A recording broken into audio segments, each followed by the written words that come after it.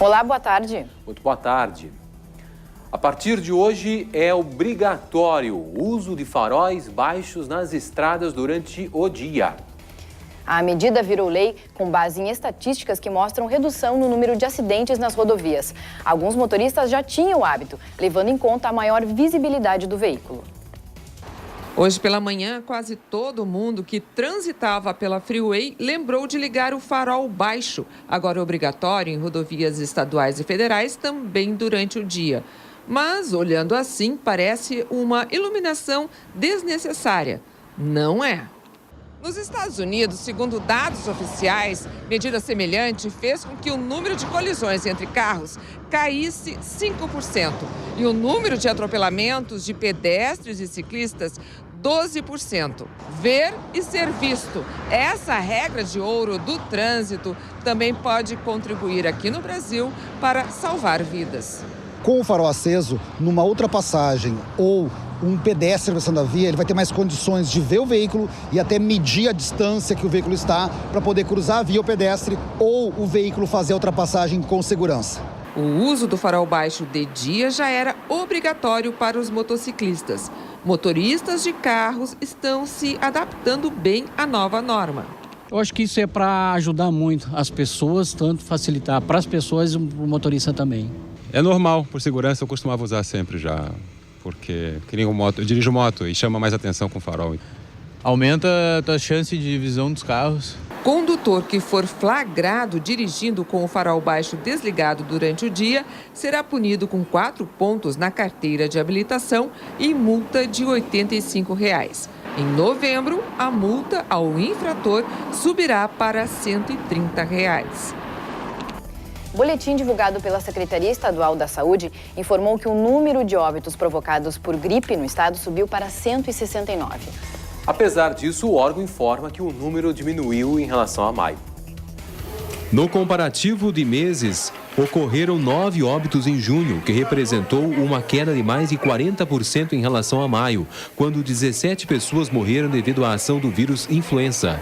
A secretaria salienta que esse é um indicativo que o pico da doença foi registrado entre o final de maio e o início de junho, quando o frio foi mais forte no estado. Com relação às doenças provocadas pelo mosquito Aedes aegypti, o Rio Grande do Sul tem mais de 2.200 casos confirmados de dengue, sendo mais de 1.800 casos autóctones.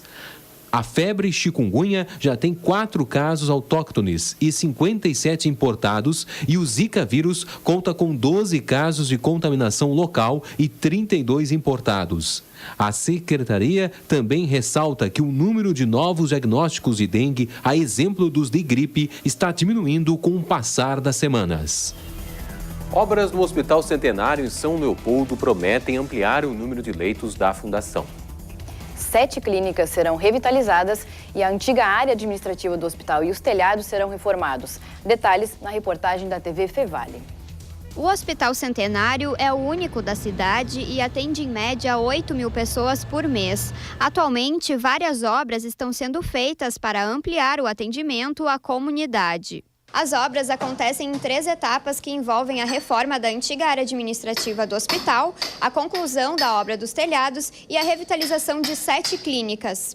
Hoje a gente está com um canteiro de obras bem extenso aqui no Centenário. A gente está com a obra do telhado, que é uma obra de 2011, e a gente conseguiu retomar agora, nesse ano de 2016. A gente está com a reforma da multiclínica, que é um grande foco aqui, um ponto bom para o Centenário. E essa reforma da multiclínica, ela se expande assim soa muito bem, porque era uma clínica muito utilizada pelo município, pelos convênios e particulares. Mas não é só isso que está atingindo essa reforma. São 7 reformas, 7 clínicas que a gente está reformando aqui no Hospital Centenário. 119 leitos serão reformados até maio de 2017. Somente nesta parte da obra, que vai abrigar a multiclínica, 20 leitos estão sendo revitalizados. A revitalização da estrutura que vai abrigar a multiclínica iniciou em junho deste ano e a previsão para a conclusão das obras é de 6 meses. Na Grande Porto Alegre, sexta-feira com sol e pouca variação de nuvens, máxima de 18 graus. Em Novo Hamburgo, no Vale dos Sinos, tempo parcialmente nublado. A máxima atinge os 21 graus à tarde. No litoral norte, tempo nublado com algumas aberturas de sol. Mínima de 11 e máxima de 19 graus em Tramandaí. Na manhã desta sexta-feira, a Operação Policial Bunker localizou uma espécie de quartel-general do tráfico no bairro Jardim Ipu, em Porto Alegre. No local, os agentes do Departamento de Investigação do Narcotráfico, o DENARC, encontraram armas que eram utilizadas ou alugadas para ações criminosas, munições, uma grande quantidade de drogas, a contabilidade do tráfico e 2 veículos. 2 homens foram presos, sendo que um deles já tinha passagem pela polícia por homicídios, tráfico de drogas e porte ilegal de arma de fogo. Também esta manhã, na região metropolitana, a Polícia Civil iniciou uma operação contra os crimes de lavagem de dinheiro e tráfico de drogas. Os agentes cumpriram 19 mandados judiciais em Porto Alegre, Cachoeirinha e Sapucaia do Sul. Na ação, foram realizadas buscas em pontos de tráfico, em empresas de revendas de automóveis e em casas de suspeitos. Foram apreendidos veículos, documentos e computadores. Um dos presos é um empresário que atua no ramo de revenda de automóveis. Ele é apontado como responsável pela lavagem de dinheiro oriundo do tráfico de drogas na região. Além dele, outras 2 pessoas também foram presas. O grupo visado na operação é uma célula da mesma organização criminosa que usava um veículo blindado artesanalmente, conhecido como Caveirão da Morte, para cometer assassinatos e queimas de arquivo. Na Serra Gaúcha, a sexta-feira é de tempo parcialmente nublado com algumas aberturas de sol. Máxima de 18 graus em Caxias do Sul. Na região norte, a tarde de hoje tem predomínio de sol entre algumas nuvens. Em Passo Fundo, a máxima não passa dos 20 graus. Na região noroeste, a nebulosidade aumenta ao longo do dia. Em Ijuí, máxima de 19 graus. Nas brigadas das minhas botas, Chagas Guardiã, Porto Alegre. E na cidade dos meus versos, no sonho dos meus amigos.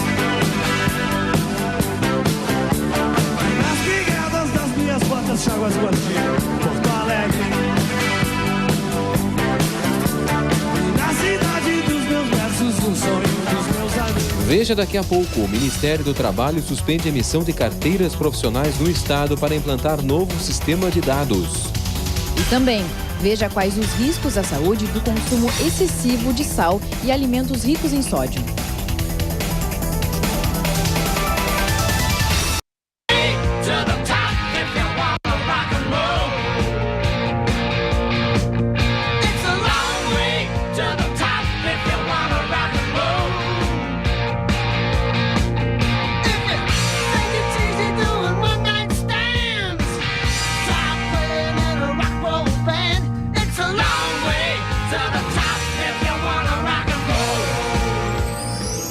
Fronteira Oeste com predomínio de sol, com muitas nuvens durante o dia e períodos de céu nublado. Em Uruguaiana, os termômetros marcam mínima de 7 e máxima de 18 graus à tarde. Em São Borja, a nebulosidade aumenta ao longo do dia, máxima de 19 graus. A previsão é a mesma para Alegrete, onde a máxima também não passa dos 19 graus. E depois da capital, esta manhã foi a vez de comunidades da região metropolitana receberem a chama olímpica. Ao todo, a Caravana da Tocha percorre 300 cidades no Brasil até chegar ao Rio de Janeiro para a abertura dos Jogos no dia 5 de agosto. No 6º e penúltimo dia, em terras gaúchas, a tocha percorre o maior número de cidades, 7.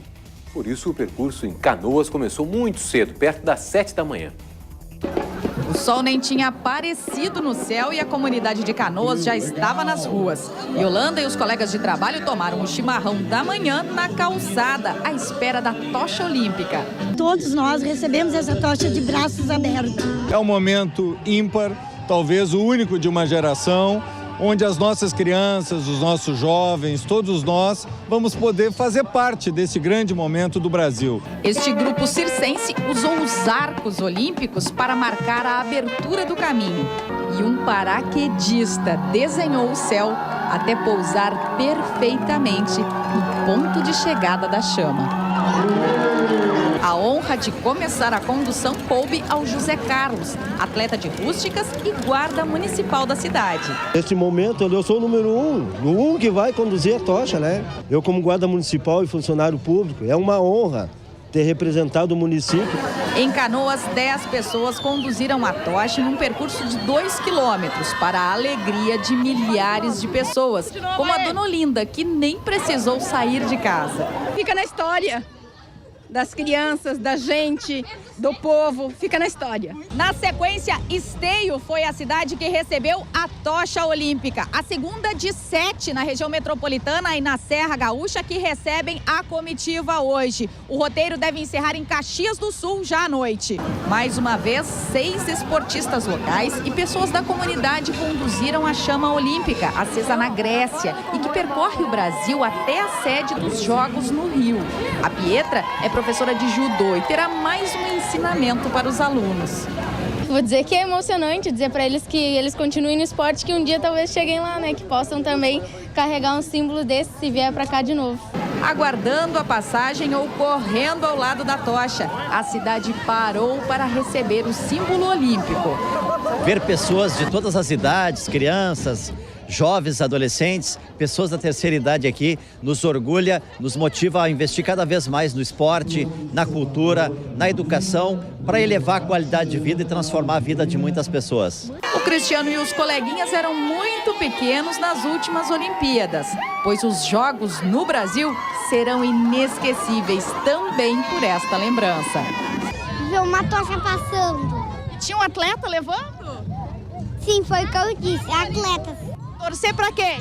Brasil, né? Esporte é tudo de bom, né? Acho que a gente tem que incentivar os filhos a praticar esporte, porque é uma das coisas que faz eles irem por um caminho melhor, com certeza. E ainda nesta manhã, o revezamento passou por Novo Hamburgo. E entre o início da tarde e a noite de ontem, o símbolo mais importante do evento esportivo do mundo passou por Porto Alegre. 67 celebridades e anônimos carregaram a chama olímpica pelas ruas da capital gaúcha, reunindo aí multidões. Cidadãos comuns, personalidades, atletas e ex-atletas viveram a experiência de conduzir a tocha diante de milhares de pessoas. O trajeto iniciou com o ex-jogador e atual técnico do Grêmio, Roger Machado, no Parque Moinhos de Vento. Lá ficava o antigo estádio tricolor da Baixada. O símbolo olímpico passou por lugares como o Parque Farroupilha, pelo Beira-Rio, quando estava com Paulo Tinga, ex-atleta da dupla Grenal, e foi levado posteriormente para o Largo Glênio Pérez, no Centro Histórico.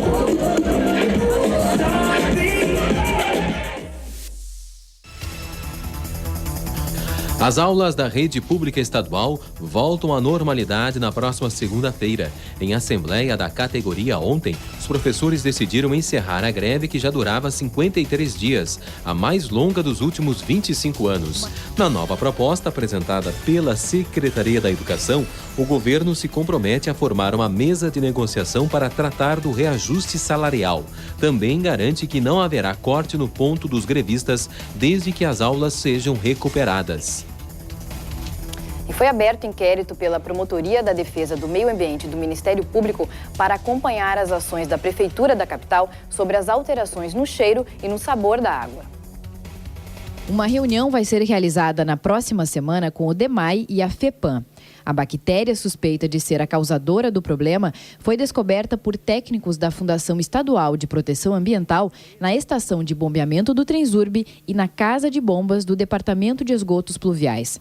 Análises da água coletada em 4 pontos do Guaíba estão sendo feitas em São Paulo. Vamos falar de saúde e sal em excesso. Apesar de ter papel importante no organismo, o consumo abusivo de sódio pode trazer problemas à saúde. De acordo com o IBGE, os brasileiros consomem mais que o dobro do recomendado diariamente. Mais detalhes na reportagem da TV Univates. O brasileiro tem costume de comer alimentos salgados, às vezes em excesso. Pesquisa afirma que 5 gramas é o indicado para consumo de sal por dia, mas no Brasil, a média é de 12 gramas, mais que o dobro do indicado. Então a gente está muito ligado à cultura do sal, né? Nós fazemos um uso já culturalmente excessivo de sal de muito tempo. Até fazendo um resgate histórico, né? O sal era usado como conservante de carnes, não necessariamente para deixá-las salgadas.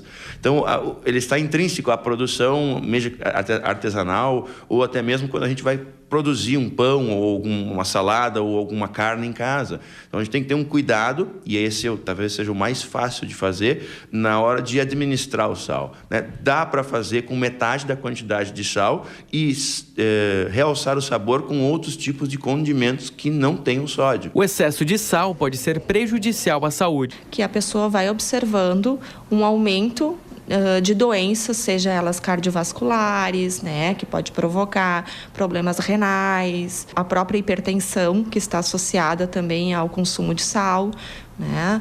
Então, assim, vários problemas de saúde crônicas que a gente hoje tem, né, está associada, sim, também ao consumo de sal. Dona Neuci que o diga, é hipertensa, por isso a alimentação é controlada. E o médico diz, não, de hoje em diante a senhora é uma hipertensa, vai ter que começar a tomar remédio para pressão alta. Daí eu perguntei, mas tomar só um pouco, doutor? Ele disse, não, tem que esse teu tratamento é pro fim da tua vida. Mas não se preocupe, a comida não precisa ficar sem gosto. Ao invés do sal, temperos são indicados. Tentar fazer essa substituição, procurar cuidar na informação nutricional dos alimentos, né, os produtos que contêm muito sódio. Um exemplo são os alimentos embutidos. Em caso de lanches, né, daqui a pouco está substituindo as bolachinhas por frutas, né? Além do cuidado com os alimentos, a prática de atividades físicas auxilia na boa saúde. Já está disponível desde as 9 horas da manhã de hoje a consulta ao segundo lote de restituição do Imposto de Renda 2016. O crédito bancário será realizado no próximo dia 15 de julho. Este lote contempla também restituições dos exercícios de 2008 a 2015 que caíram na malha fina. A consulta deve ser realizada no site da Receita Federal. A implantação do novo sistema de dados do Ministério do Trabalho, iniciada no fim de abril, está prejudicando a emissão das carteiras de trabalho no Estado. Por razões técnicas, o encaminhamento do documento foi suspenso. Somente os pedidos já agendados estão sendo feitos. As frequentes quedas no sistema online das agências do Cine vêm dificultando a vida de quem quer fazer a carteira de trabalho. Após várias tentativas, Tiago finalmente está com o documento na mão. Foi 5 vezes que eu tentei vir aqui. Tentei vir a primeira, não consegui a segunda. O funcionário já até me conhecia aqui, né? Minha terceira vez, a quarta vez e finalmente a quinta vez consegui fazer. E hoje vim aqui retirar a minha carteira de trabalho.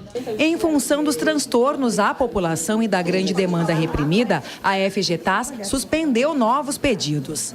O encaminhamento da carteira de trabalho nas agências Cine só será normalizado quando a migração do sistema encerrar em todo o país. A data prevista é 10 de julho, mas pode levar mais alguns dias. Semana que vem, no mais tardar, no final dela ou no início da outra, que seja estabelecido esse problema para nós voltar à normalidade e de atender as pessoas. Estamos muito atentos e estamos também estudando a possibilidade no que normalizar o sistema, de fazer alguns mutirões nas regiões que mais há procura da carteira de trabalho.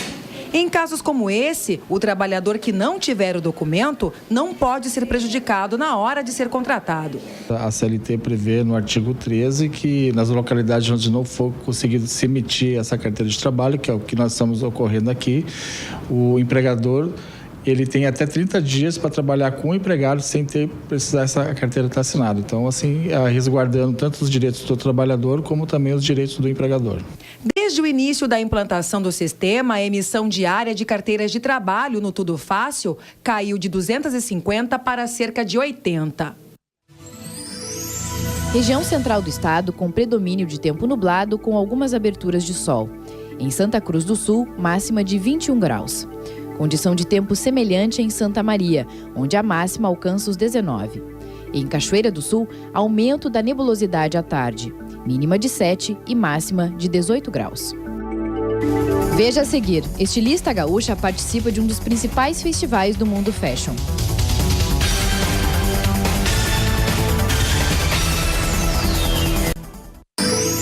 Região da campanha com predomínio de sol com pouca variação de nuvens.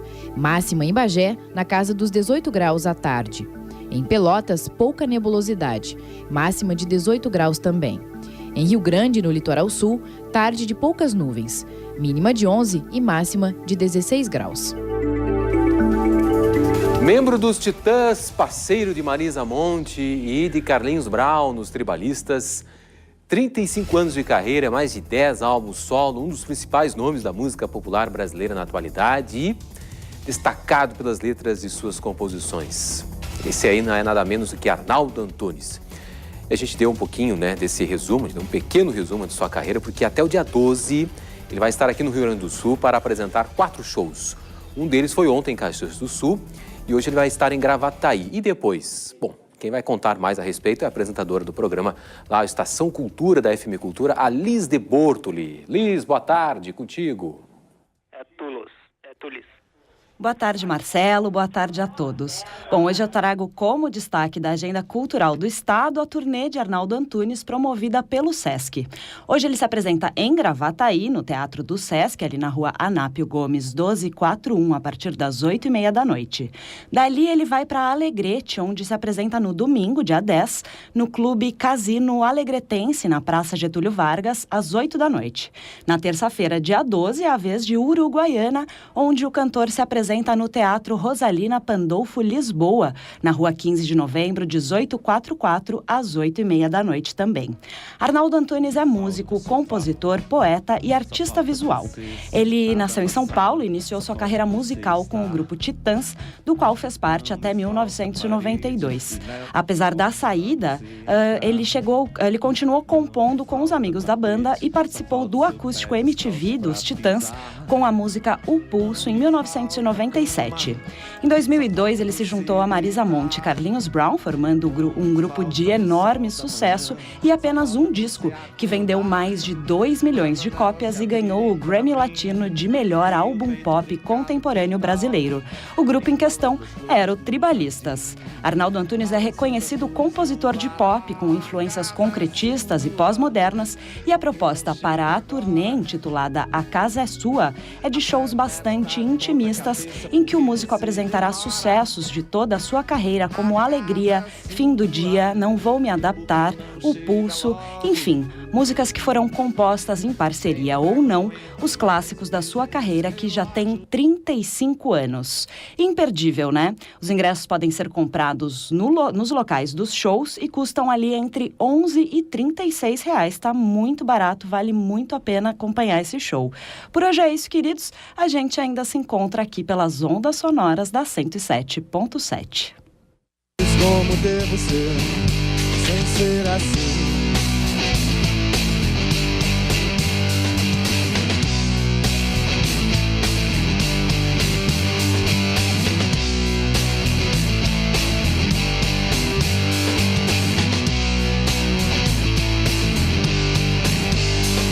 Percebo em você a interrogação dos dias.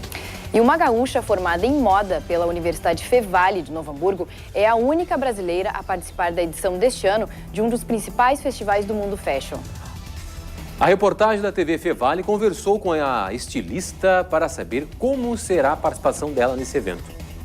O amor pela moda começou desde cedo. Foi com incentivos da avó que Rafaela, ainda criança, criava as roupas de suas bonecas. Desde pequena eu sempre fui muito influenciada assim, pela minha avó. Ela sempre gostou muito de costura e desse mundo da moda. Então, desde pequena, ela sempre me incentivava. Eu gostava de montar desfiles com minhas Barbies e um monte de coisa. Antes de entrar na faculdade, ela já estava por dentro do mundo da moda. Fez vários cursos na área e, aos 16 anos, criou um blog. Em 2015, Rafa concluiu a graduação em moda pela Universidade Fevale. No projeto de conclusão do curso, ela teve a ideia de documentar todos os detalhes do trabalho. Isso lhe rendeu o convite para participar de um festival de filmes de moda e não parou por aí. Além deste vídeo, Rafaela produziu mais um filme para concorrer na premiação, em conjunto com seu sócio e namorado, o Augusto. A modelagem deu um errinho, então assim, tem que ter paciência, porque a modelagem é legal, mas é muito cansativo. Eu fiz um documentário da minha conclusão de curso, do meu trabalho final, e eu documentei tudo e botei na internet, e um produtor dos Estados Unidos, do festival La Jolla Fashion Film Festival, me convidou para participar. Rafaela e Guto serão os únicos brasileiros a concorrer no maior festival de filmes de moda. Os dois embarcam para San Diego no próximo dia 22. Esse festival é muito importante, ele é o Cannes da moda, ele é considerado, né, o Cannes da moda. É o maior festival de filmes de moda do mundo. É o La Jolla Fashion Film Festival, que acontece na praia de La Jolla, em San Diego. Atualmente, Rafa tem se dedicado ao blog e à sua marca própria. Ela conta que suas inspirações vêm das pesquisas de tendências e das ruas. Estou me dedicando bastante à minha marca e ao meu blog, né, que eu tenho há 6 anos. A minha marca agora é o meu foco, assim, eu estou abrindo ela, estou com bastante empenho. Quem quiser acompanhar a Rafaela e o Augusto durante a viagem pode fazer isso pelas redes sociais através do Instagram e do YouTube. Eles vão gravar uma websérie enquanto estiverem por lá. E o Canal Aberto volta na segunda-feira. Você fica agora com um plano de jogo. E mais informações no segunda edição, às 7 da noite.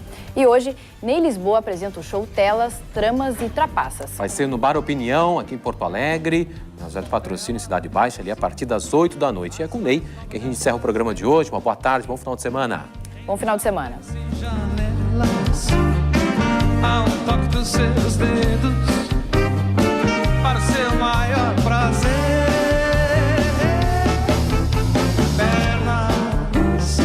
As mais ágeis e modernas para a juventude eterna de madames e gazelas.